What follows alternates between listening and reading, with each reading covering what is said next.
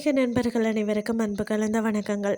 இன்றைக்கி நாங்கள் ஆன்மீகம் சம்மந்தமான பதிவில் பார்த்தீங்கன்னா, ஸ்ரீசைலம் சாட்சி கணபதி உங்கள் வருகையை சிவனிடம் உறுதி செய்யும் பிள்ளையாரை பற்றி பார்க்கலாமா வாங்க. ஸ்ரீசைலம் அதாவது மல்லிகார்ஜுனர் கோவிலுக்கு செல்பவர்கள் தவற விடக்கூடாத ஒரு அற்புதமான தலம் தான் சாட்சி கணபதி திருக்கோயில்.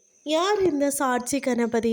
அதாவது பார்த்திங்கன்னா, ஸ்ரீசைலம் அருள்மிகு மல்லிகார்ஜுனர் மற்றும் பிரம்மராம்பிகா தேவியை தரிசிக்க வரக்கூடிய பக்தர்கள் தான் தங்களின் வருகையை இங்கே பதிவு செய்ய வேண்டும் என்பது ஐதீகம்.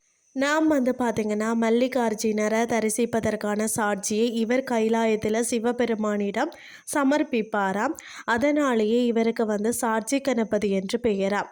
அதாவது இந்த கணபதி ஒரு தெய்வீக அக்கவுண்டன்ட் போல செயல்படுகிறாராம். தன்னை நாடி வரக்கூடிய பக்தர்களில் யார் மோட்சத்துக்கு செல்ல தகுதியானவர் என்பதை ஒரு பட்டியலாக தயாரித்து ஈசனிடம் வழங்குகிறாராம். எனவே பக்தர்கள் தங்களுக்கு நற்கதி கிடைக்க வேண்டி இந்த கோயிலில் தங்களின் பெயர் மற்றது கோத்திரத்தை கூறி வழிபாடு செய்கிறார்களாம். இங்குள்ள பிள்ளையார் பார்த்தீங்கன்னு சொன்னால் விக்கிரகம் மிகவும் அற்புதம்.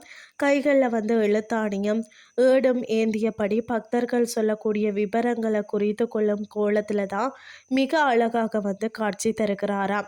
அமைவிடம் பார்த்தீங்கன்னா, ஆந்திர மாநிலம் ஸ்ரீசைலம் மல்லிகார்ஜுனர் கோவிலில் இருந்து சுமார் 2 கிலோமீட்டர் தொலைவில் தான் இந்த தலம் அமைந்திருக்கிறது.